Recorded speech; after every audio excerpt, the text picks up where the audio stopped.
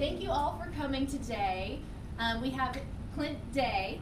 He is from Tampa, Florida. He's an entrepreneur. He is a professor of entrepreneurship from the University of Tampa. Well, there or Hillsborough Community College. He teaches everywhere. But he's a really great speaker. He is an author. We have books for you. If you would like them signed by him, he's happy to sign them. So let's give him a warm welcome. Oh, thank you.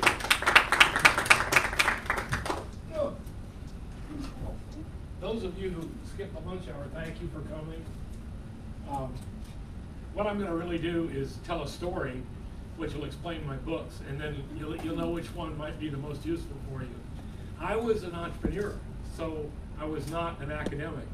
But when I retired, which was over a decade ago, thanks to the money you're able to put aside as a self-employed individual, don't ever lose sight of the revenue part of entrepreneurship, because everybody needs to be passionate about whatever they're doing as a service or a product.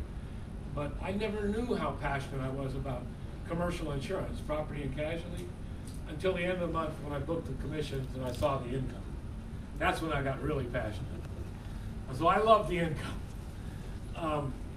It was a little bit stressful though, because in commercial property and casualty, you're dealing with big casualty accounts like auto dealerships and truckers and hospitals, so it can get a little bit sticky in terms of problems. And that's what you do as an entrepreneur. You solve problems and you create value in so doing. So when I first started retiring, I taught risk management, which was property and casualty. And boy, was that boring. That's just real dry, and I was pretty well burned out on that anyway. So I evolved into entrepreneurship, which I love. And it truly is a passion, because I believe in it for empowerment, growth, and what it does to the economy. You become an entrepreneur and hire just one person, you're generating job growth. And then if you get, we at one time, Donna, my wife, is sitting here, she was my partner, and I am ashamed to say I took her out of the health profession as a physical therapist, but we put her in health insurance as a sales and service person. So we kept it going, but you really have the ability to affect job. We had 12 employees at our height. You know, we were still a very small business, but we did 4 of them. And she beat me into the self-employment by starting a physical therapy clinic for 2 orthopedic surgeons in Jacksonville, Florida. So my bootstrap, y'all know what bootstrap is, right? My bootstrap was Donna's income. So I don't know how much of a risk I took. So I started teaching entrepreneurship after I got an MBA. I went back to school and got an MBA in entrepreneurship, which in those days, pretty much unheard of. Now they're just starting to come out, graduate. But there was a community college in Sarasota, Bradenton, called State College of Florida, that was expanding into entrepreneurship, and my timing was good. I was the first hire to teach it. So I started a program from scratch, which enabled me to look over a whole bunch of different programs and kind of pick and choose, which I'm going to discuss a little later in my second chart. Picking and choosing and combining the best of things is a very good way to improve whatever it is you're doing. So I looked around for one of these cheat sheets, which I had used through both undergrad and graduate on entrepreneurship, and there's a big company in Boca Raton called Bar Charts, which has all the racks in your college bookstores, things like physiology and economics and so on. And I didn't see one on entrepreneurship. This is the wrong one. And so I would call over there because it appeared on their online bookstore. And I'd hit on it and it would come up grant making. And I said, every time I try and buy one, I get grant making. And they said, well, we really don't have one. Would you like to write it? So I wrote it. This is about 4 or 5 years ago. And it's a 6-page laminated chart, the principles of entrepreneurship. And this is probably in most college bookstores. It's been out long enough. It's also in FedEx stores and UPS stores. So it's my most well-known product. The others have not been bestsellers yet. And then about a year later, I decided I would write a book about my story that wove in all these principles of entrepreneurship in the story, which kind of is easier to relate to. And my students named the book, they had a choice of, I think, 10 titles. Set Your Own Salary. That was their choice. So that's my story, and I essentially have quite a story, because I started 3 businesses from scratch with the help of this lovely woman here. And each one of them was quite a trial. I'll just mention one. When I went back to Atlanta in 1980, the insurance market was very soft. And what you mean by soft is everybody had a cheap premium because Jimmy Carter's presidency had made cash the king. And if you could, just bring in cash, you could make so much on the savings, 17% in a money market. Seems almost impossible to believe today in the era of 1 or 2% interest. But I can assure you it's true, because I used to run to E.F. Hutton to put my premium checks in to get that interest income. But anyway, it was very difficult to get started in Atlanta because every competitor, competitive advantage, had a cheap price. If they didn't and they shared the quoted premium from me, they quickly adjusted it. So it was very tough. And we actually started that agency in I won't give you the year, in the 1980s with group insurance, because group insurance, everyone would talk to you. Their premiums were going up every year. Employee benefits, your group health is still the largest. You're getting it through the university, but it's still the largest way Americans get covered for health insurance. And we just sort of, the term iterate in lean startup, you just sort of change your function and that's what we did to start that agency. But all those stories are in here, including the first agency in Jacksonville, where I was very lucky to have a highly competitive company that other agents couldn't get access to. Now that's a toll position, which if you can get, will help make you more money. And so anyway, those are the stories. And this thing, if it isn't in the West Virginia bookstore, please let me know, and I will tell bar charts they have errors in their ways. Okay, and then I spent time teaching it, and I realized that Silicon Valley had developed a different way of planning a startup. Have you all heard of Lean Startup? And do you teach that here? The Lean, man, isn't that terrific? So many schools don't teach it yet. They're still doing business plan. Babson has a thing called, and they're the most famous program in America for entrepreneurship. They're in Boston, and they have a program called ETA, Entrepreneurial Thought and Action, which is kind of startup.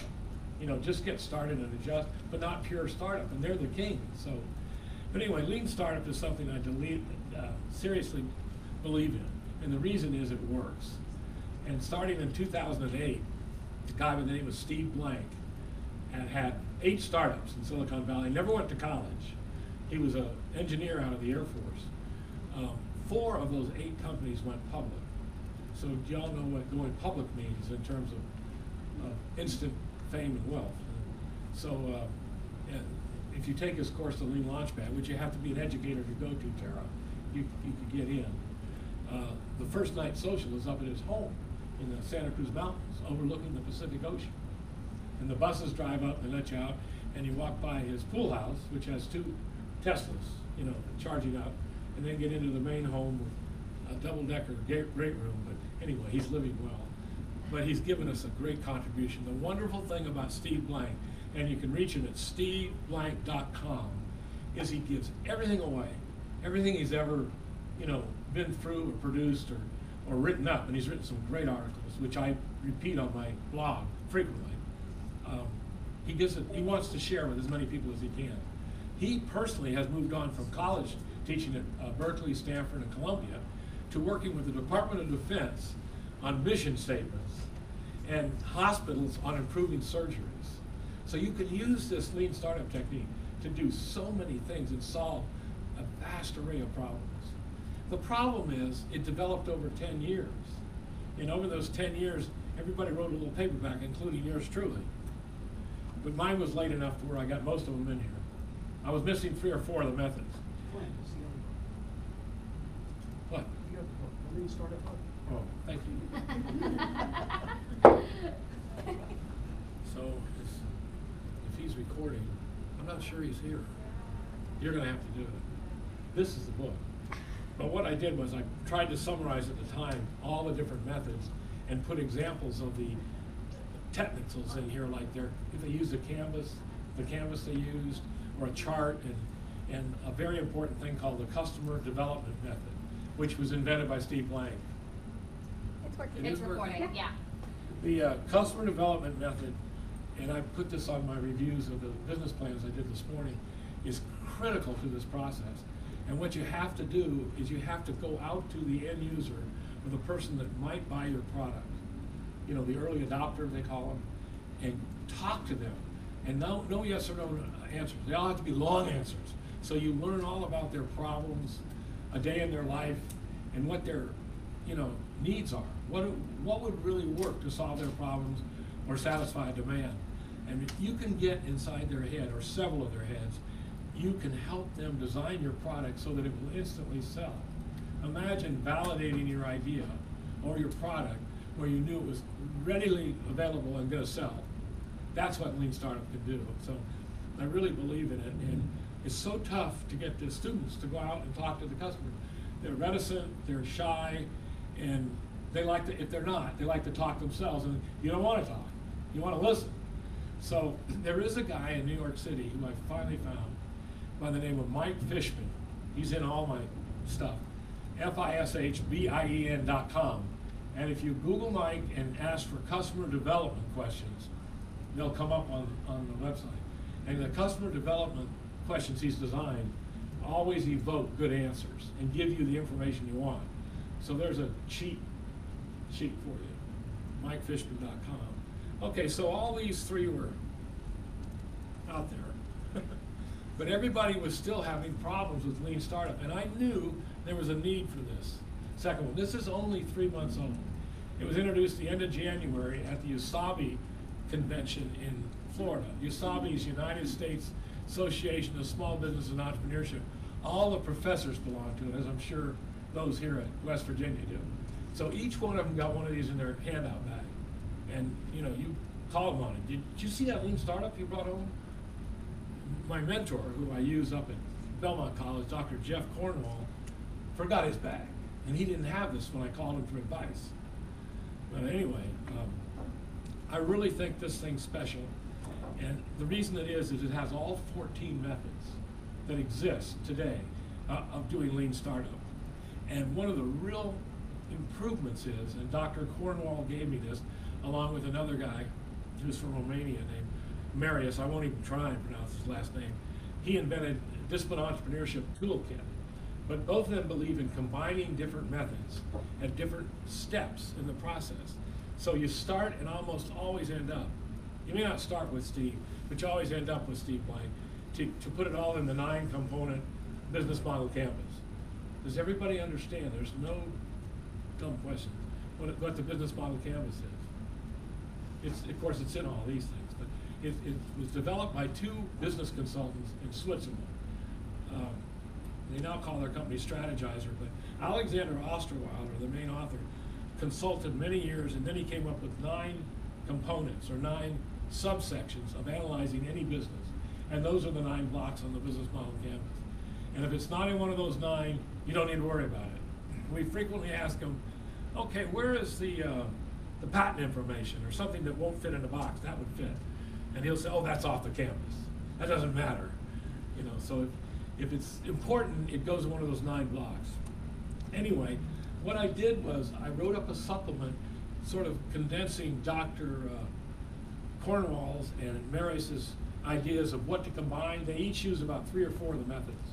And I wrote a supplement, and each one of those copies of the Lean Startup over there has a supplement in it. We stuffed them before I started talking. And then if you want one, anything you need, you just email me. I live on my computer, I answer every email, and even if you come through my website on the contact, it goes right into my email. So that's my job in life, is to help make more entrepreneurs. So I really will answer you. But anyway, I'm just going to give you one example to show you how valuable this is. Dr. Cornwall and Marius, interesting, prefer starting with another canvas made by a guy named, all these names are so, Ash Nogura, and his book is called Running Lean. But he has a 7-component canvas called the Lean Canvas, very simple. And they like that one because he starts with the problem. Whatever the analysis is of the end user, they make it a problem, and then they work towards a solution. And they like that as a start. And then they go along, and when they get to marketing, Dr. Cornwall in particular uses DE, Disciplined Entrepreneurship, which is a very technical lean startup, the most technical you can get, mainly for engineering schools, written by Bill Ouellette of MIT in Boston. And he uses that because he has different terminology and about 4 or 5 steps for marketing. For instance, he calls the first market your beachhead market. That kind of gives you an idea how important it is. That's where you start, and you work out. But so he uses ASH. This is Dr. Cornwall, running lean, disciplined entrepreneurship, and then he brings it all together at the end with Steve Blank and the business model canvas. So when he finishes, he's constructed a very complete business model canvas that can then go on to prototype and presentation. And along those lines, I was reviewing one of the students' plans this morning that's in the pitch tomorrow. He or she shall remain anonymous. But basically, my comment was, you've got a great plan, you've done thorough research, fabulous pro formas, but how much did you talk to the end user? Go out and see the actual person that's going to pay it. I don't see any facts as opposed to assumptions. And that basically is the difference between this, the business plan method, and this, the lean startup method. This is based on facts, and this is based on assumptions. Now, if you work in the classroom and you determine that the idea will not work, you get an A for figured out it won't work. In the real world, you just go bankrupt. So it's really important to use this technique and validate whatever your idea is. If it doesn't work, you pivot. That's the term that you come up with a different variation of it or another idea. And so, and then the other term we use is iterate, which is you go along, you edit and change little things, but not big things. So that's basically my story and how all those documents came out. I do want you to know that one of the things I did along the way was I got the opportunity to talk in a veterans course. The state of Florida gave a grant to teach active military and veterans entrepreneurship, and it's still going on. I was in it 3 years in Hillsborough Community College, Tampa, and we were the Tampa outlet. And basically, if anyone you know is a veteran or if you are, they make outstanding entrepreneurs. It turns out they're trained in leadership, they've been working in teams, you know how important teams are, and they know how to overcome obstacles which come up, right, to get to the accomplished mission. So, and some of them, not very many of them, have a retirement base. They put 20 years in and they've got a pension coming. So you can imagine how well set up they are to study. And they have good ideas. I mean, they've just been thinking, they have to just reorient from killing people to saving people, which is not that big an adjustment, right? Okay, that's a joke, folks. So that experience really helped me because I learned so much from the veterans. And I am a veteran. I was an obligated volunteer. I'm old enough to have been in Vietnam, but right near the end. I was very young. Fortunately, I came home and met an Army physical therapist in my home city. I was very lucky. So I can continue to pontificate. One of the things I have here is a little slideshow. I'll just run through it and see if I see something that I really would like to share. You've seen that. Oop. There's some of my courses. Many feel a combination of 2 or 3 methods not only increases your product as a student, but the business becomes more successful. How's that? You've got a better idea, therefore it's more successful. And this is the important thing right now that I do want to touch on. Entrepreneurship using lean startup, or what we call evidence-based entrepreneurship, can be taught and learned. Whereas before, entrepreneurship sort of could be taught, but not always learned.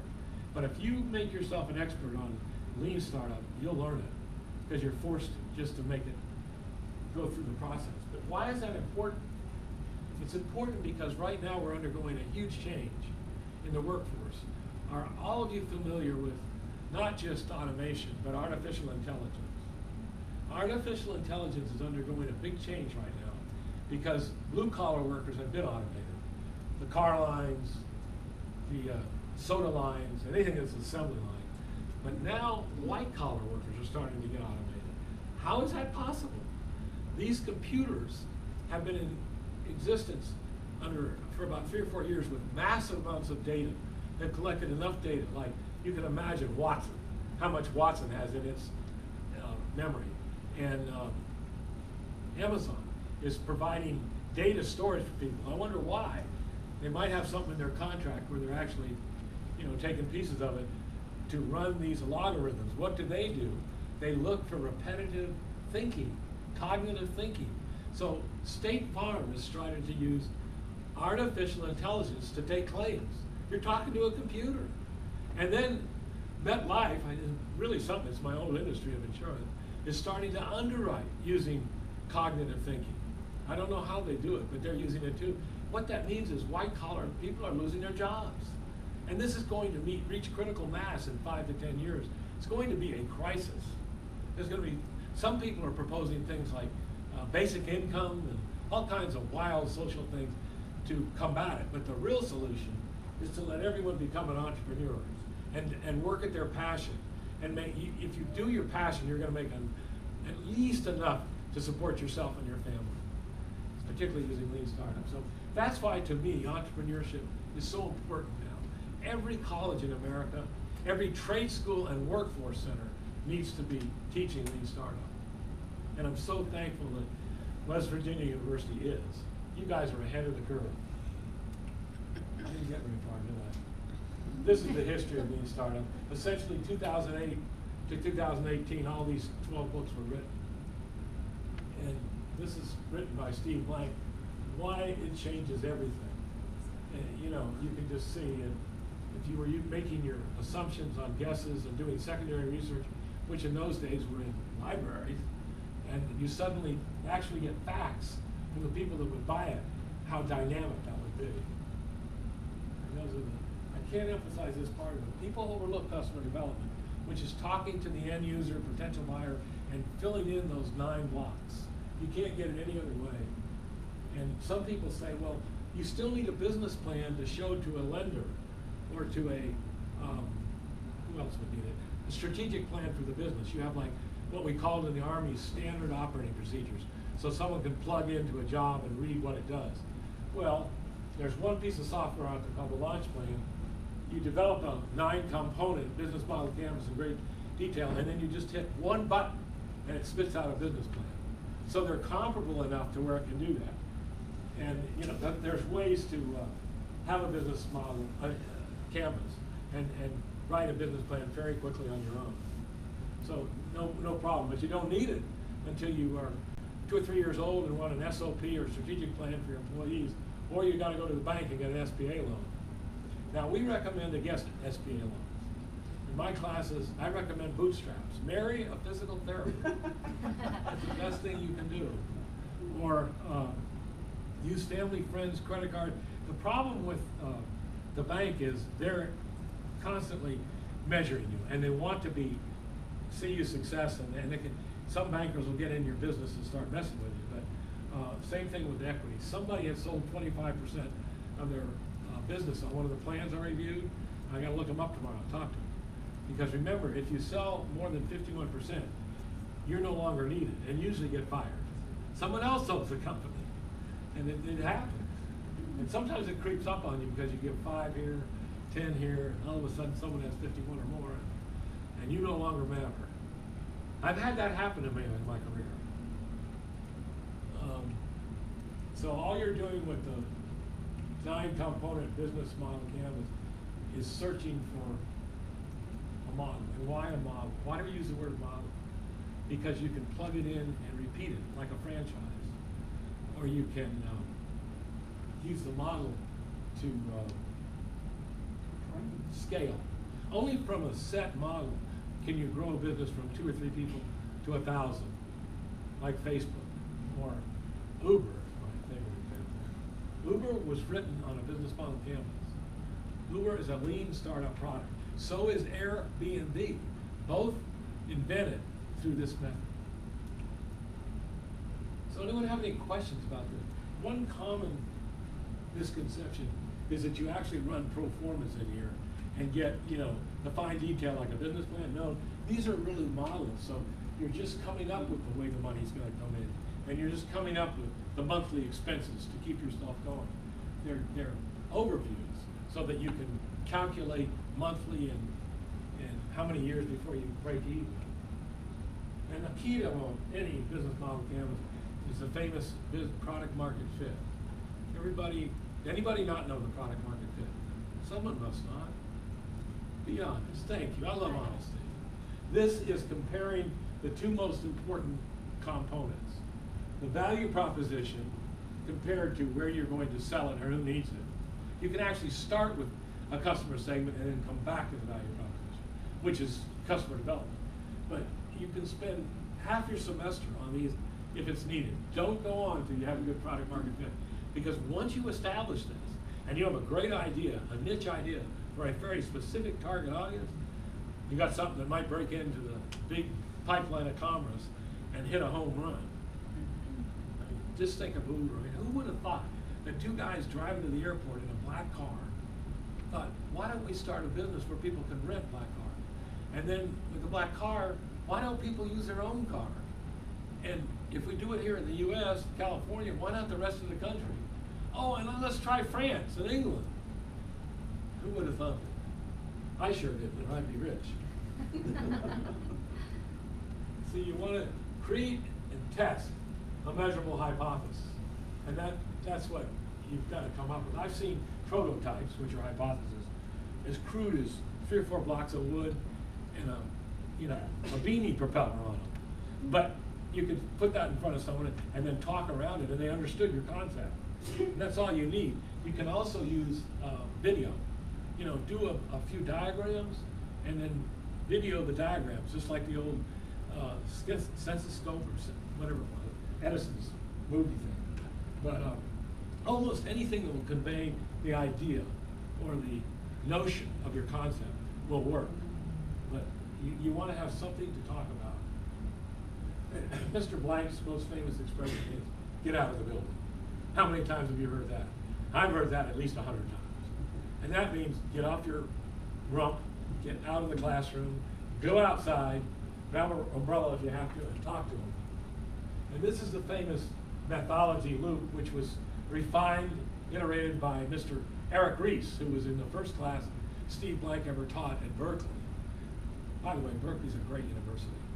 That's one of the reasons I identify with West Virginia University so much.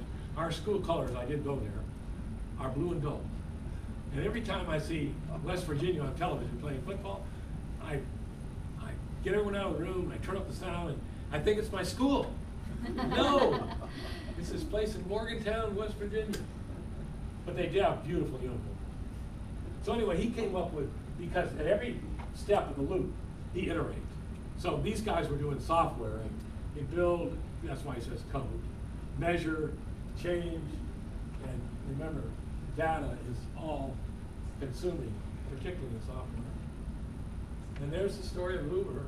You know it so well. The problem was people can't find a cab. In New York City, the cabbies are just irate. They're lobbying City Hall, doing everything they can to get these Ubers out of the city. But they solved the problem of people not being able to hail a cab. We've been there and gotten soaked on a rainy night, waiting 2 hours for a cab. And you'd think they'd have them in the theater just couldn't you? No. So anyway, that's a great story. And like I said, this is the real pending problem. The elimination of jobs in mass. Nobody really, it's sort of a silent killer. Nobody really has that down yet, but it's coming. And it's coming because of all these software programs written by brains and algorithms. Imagine you can write one that will pick up patterns in ordinary work. So, can I answer any questions? Or, explain more in detail about it? Yes. I have a question for all of you. Do you do anything like the Lean Startup where you go out and talk to potential customers? So you are being taught that? Yeah, Oh, there's, you okay. can see on the wall. We have our business model canvas Yeah, there. right, yeah. I have a question for you. Oh, okay. Could you tell Yeah. me, so we use this business model canvas and you use one that's a little bit different. Can you tell me a little bit of the differences and why you use the one that you do? Well, this is what I use. I mean, this is the heart and soul of everything I teach. I'm interested in the fact that Dr. Cornwall and Marius, who's a crazy Romanian. He's in Romania right now, but he lives in California and Romania. He invented Discipline Entrepreneurship Toolkit, which is a software program for Bill Ouellette's DE program at MIT. And they both like the Canvas to get started from that problem vantage point. I guess that's the reason they use it. If you look at a lean canvas, and we can, I've got one in my bag, which I'll pass around, you'll see that it starts with a problem, and then you work towards a solution. So you are going out and talking to your kids, oh, that's great, yeah. Yes. And so are most of And we teach as well, and if you can see it, we use this one entrepreneurship, especially with the engineers. Oh, okay. This is the Yeah. about canvas, and there's a lean canvas. Yes. So it's So got. so like we don't use the lean as much. We use the business model canvas. Right. So can you tell me like when? Because I'm a business coach here. So can you tell me a little bit of when bringing the lean model in could be Start with useful? the lean canvas and see how it works, particularly if you're solving a problem. You know, there's another piece of lean startup called Design Sprint. It's in the chart. You ever heard of that? Google Ventures is a part of Google out in California, and they just sit there and think. They get paid good money for 20% of their time to think and create. And Google cars, driverless cars came out of it. Some other Google inventions, and basically they came up with a 1-week version of Lean Startup. It's called Design Sprint. You sprint through it. Monday you define it. Tuesday you do something else. Wednesday you research it. Thursday you solve it. And Friday you actually bring in a customer, very limited customer development, to your place to talk to them about the options. But by Friday afternoon, they've theoretically got a model worked out. So that's Design Sprint. And again, used more for problems than starting a long scale business. But the main thing that as I get into looking at the combination, is to come back to this at the end and use everything you've learned to fill this in. Is lean a little bit easier to understand? So Carrie White and I were working on, we have a high school business plan competition in Collegiate, and we used the business model canvas for both the first year, and there was a lot of pushback at the high school level saying it's too complicated, we don't have the expertise to even teach our students because there's no time, you know. And so Carrie and I had talked about moving to the lean canvas model because it's a little bit easier and a little more elementary. There's another one, the opportunity. Okay. You convey the entire meaning of entrepreneurship from the opportunity point of view. That's in the chart too. Okay. And you can Google opportunity. That's what I'm doing. Yeah. And you'll see some come up. They're different versions. But you know Ice House Entrepreneurship? Yes. ELI, they have a good version. Okay. That's the one I use. So any other questions? Yes, sir. So I'm a little biased. This question can be a little biased because I'm a network marketer. But one of my biggest selling points is what you mentioned with AI. Is like a cashier's a thing of the past almost. We have people check themselves out. So would it be, and we all can't own a brick and mortar. There's not enough time and space and money for that.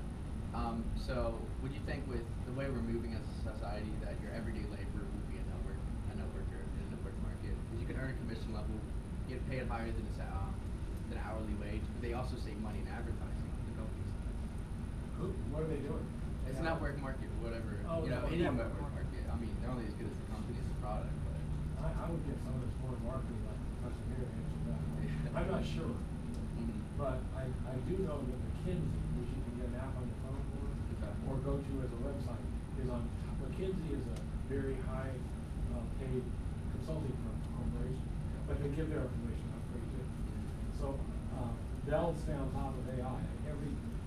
I constantly read it to know what's happening at every stage of the development. I can speak ferociously here to solve some healthcare problems right now. They haven't figured it out. supplementation, that's the answer. Don't get sick. Oh, by the way, the convention this year for CEO, Collegiate Organization for Entrepreneurship, is in Tampa, Florida again, the headquarters, in the bad weather area of Morgantown. I think it's November, right? So we want as The many whole of you. winter is bad. Yeah. We want as many of you as possible to come down and see the beautiful Gulf, beaches, and visit the aquarium, and all that stuff. That's important. We try and keep it in I know Tampa, for but sure. inevitably they sneak over to Orlando. Anybody else have anything at all? I can tell you some of the more interesting stories about our venture, which is in this book here, Set Your Own Salary. This book here. We had one agency in Jacksonville that was our first one. She had been a self-employed physical therapist, and together we built up a property and casualty agency. And I had an opportunity in California I had to go try. And so we had to sell quickly. And the biggest independent agent in Jacksonville made us an offer, reached the deal, and I was so naive. You know, you grow as you go through business, that I let them go up to the home office in Atlanta alone without me. So they came back, and I had like 3 months to leave for California, and made a counter proposal to me with Donna sitting there, which led to some profanity on my part. And they said, well, now that we've been to the home office and we have their approval, and you have to leave in 3 months, we got a new deal for you. And it was like 80% or 70% of the original deal. And I just stormed out of there. But entrepreneurship can save your life. It was a Friday, and I went home and I worked all day Friday night and Saturday coming up with a problem solution. And I didn't even know about the canvas then. And so what I came up with was the fact that in the state of Florida, they were really a personal lines company, homeowners and auto, and there was only one other commercial agent, and he was tons bigger than me, in Orlando, named Newman Crane. And I had known him at the sales conventions, a really good guy, hale and well met. And so I called Newman up on the phone, I told him the situation. I said, all I want you to do is you don't have to buy my agency, it's just say you're gonna buy my agency at the original terms. He says, well, tell me more. I gave him the whole story, and he says, well, I tell you what, Clint, you tell him I'm gonna buy your agency, and if it falls through, I will buy your agency. So with that in my back pocket, I didn't call the original owners. I just let time go by, and sure enough, about middle of the next week, the phone rings at 6 o'clock, and I work till 7:30 every night. I picked it up, and it's the two Tommies. Their first names were Tommies that owned this agency, which became Marsh McLennan in Jacksonville. And they said, well, hey, you know, it's real southern down there in Jacksonville. You'd know about that too. He said, hey, buddy, what's happening? I said, I'm sitting there working my buns off, you know, closing my sale with the people in Orlando. Your sale in Orlando? He says, you got 5 minutes? And they were a few blocks away, and they came over, and the deal was concluded within 30 minutes. But entrepreneurship is creativity, and you have to learn some of the things you've learned to get yourself out of jams like that. Yes, sir. With the lean model, what do you see people like what steps do you see people like overlooking or not putting enough emphasis into, or like where they see the most mistake? Well, they get more into unfair advantage, so they're looking at the competitive aspect more closely. But you're supposed to look at it here on the business under, you know, customer relationships and key activities. I mean, you can analyze it in a couple of blocks here, but they're definitely isolating it with unfair, can't be easily copied or bought. And all the others are pretty much the problems, the other big change, and solution right next to it. But they do have a definition of unique value. Some single, clear, compelling message that states what you are different and worth buying. So they're stressing differentiation and unfair advantage. That'd be one of them. Do it. Check that one out. Anybody else? Can I go off that actually? Would you say a lot of the young entrepreneurs also, because you did insurance as well as I did, so you know about residual income, of course. So would you say like a lot of young entrepreneurs get more concerned with the money coming in than they do think about customer relation and keeping that residual for the long term instead of the short term? Would you agree with like a lot of the young entrepreneurs get hung up on that when they Yeah, start well, out? life is so different than property and casualty. The problem with life, I mentioned earlier, now disability income could go on. I think there'd be news. But life and annuities, they're one-shot sales. So you're constantly going back to the same customers, trying to hit them up. And unless you're an estate planner, which is the top 2%, we're doing pensions and real big stuff, you don't build a permanent customer base. That's why I encourage anyone in life to get in property and casualty. That's the real business side of insurance. Of course, I'm prejudiced. Yeah, no, thank you. And study CPCU. There's a designation in DNC called Chartered Property and Casualty Underwriter, CPCU. And when you get that, your instant recognition is like an MBA in insurance. It took me 11 years. I was selling, but you can do it quicker. The people at State Farm got half a day off to go to their own in-office classes, and they got it in 5 years. And the companies. Yes, sir. I'm sorry, I'm ignoring you. Okay, how many failures have you had, and what did you learn from them? Well, that's a good question. I was very, very fortunate in that all three of my businesses were successful. The second one, when I went back to Atlanta in the 80s and it was so competitive, was near a failure. We were actually within 30 days of shutting the doors. And some of the accounts we had quoted came in. So I think the biggest thing I could tell you to answer that is the law of cause and effect rules the startup business. And that's a chapter in my first book, is you put out the cause and you just keep working your butt off and you're thinking smart in how you're spending your time, sooner or later you will break through. It's just, do you have the staying power? If you're financing it or your own salary, can you last economically? But I worked for other brokers before I went on my own. And I had 5 years of high-level insurance experience. And then I had Donna, and I just had a minimal expense, a car lease, old beat-up car, and a little windowless office, manufacturer's rep office. And I started small. And then I went back after some of the accounts I had written for my other employer. He had no non-compete with me, which they don't do anymore. And I specialized. You've got to specialize. I always had 3 specialties that I would work. And the reason you do that is you get to know their business in and out so that you can talk to them about their special kind of coverage they need in insurance. And then they have associations, like the automobile dealers of Florida had an association, and I would go to their monthly meetings and events, Jacksonville chapter, and then I always had one in reserve. I had 4 really. I always had a 4th one. Like one time it was multi-family dwellings, apartment houses, condominium. Another time it was truckers, which unfortunately I actually got to. Truckers are really tough to insure because they're smart and they let you, if you're not careful, get into your own premiums where they always owe you money and you're behind, and as they're notorious for that. And they're also big premiums because a fleet of trucks can be, a lot of premium. So you specialize and you always have one in reserve. That's why I succeeded. And I had my training. And I was hungry. I was in my 30s. I was very hungry. I was so hungry I was 100 pounds lighter. Any other questions? Anytime you get one and you want to get an answer on something off the wall, email me and I promise I'll answer.